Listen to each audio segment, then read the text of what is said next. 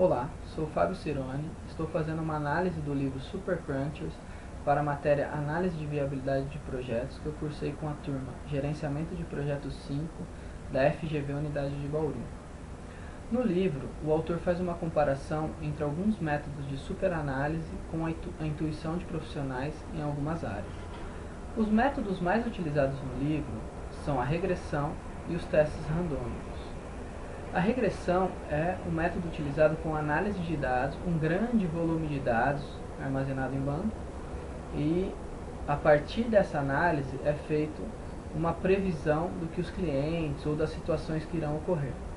Os testes randômicos são a utilização de dois grupos de clientes, ou dois ou mais grupos de clientes, que recebem tratamentos diferenciados. Quanto maiores esses grupos, mais a certeza de que os grupos são estatisticamente idênticos. Tá? Ele cita alguns casos clássicos, como a análise de um pesquisador de vinho que criou uma fórmula para identificar se a safra será boa ou ruim. Ele utilizou na fórmula a quantidade de chuva daquela região e o clima no momento da safra.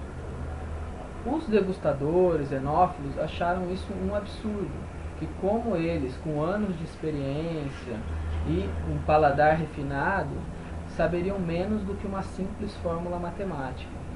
Porém, comprovadamente, o estudo do pesquisador acertava mais vezes do que a degustação dos enófilos. Antes mesmo dos testes de degustação, eles já sabiam se a safra seria boa ou ruim. Outro caso citado é na contratação de jovens jogadores pelos times de beisebol.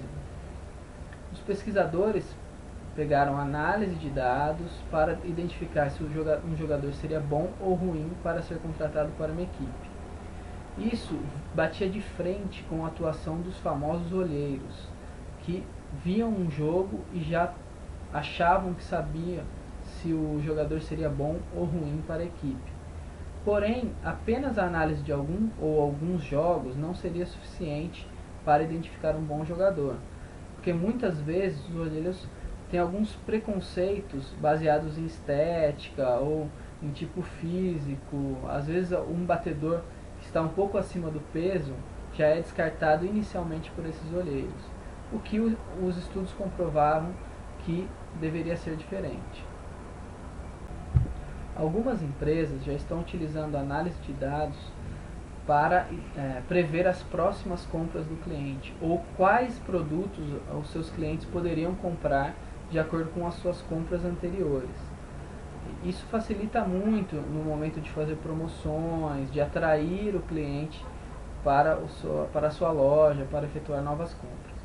A análise de dados também é muito utilizada em sites de relacionamento. Os sites, para fazer a junção de casais, utilizam da análise de perfil e, assim, sugerem perfis para relacionamento. Porém, o mais importante são as variáveis utilizadas nessa análise de dados.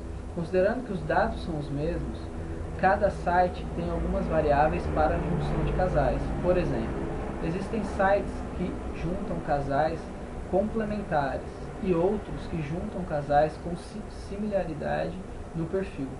Isso faz uma diferença muito grande quando você compara um teste para o outro. Algumas empresas não se contentam apenas com a análise histórica de dados e utilizam-se de testes randômicos para avaliar os seus clientes e criar situações diferentes para cada grupo. Um caso muito interessante é o que uma empresa de web faz com seus clientes. Ela cria diferentes templates dos sites deles e mostra aleatoriamente de acordo com o período acessado.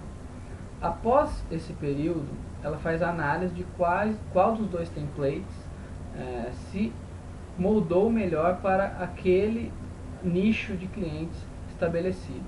E após essa análise, verifica qual template será utilizado pelo cliente.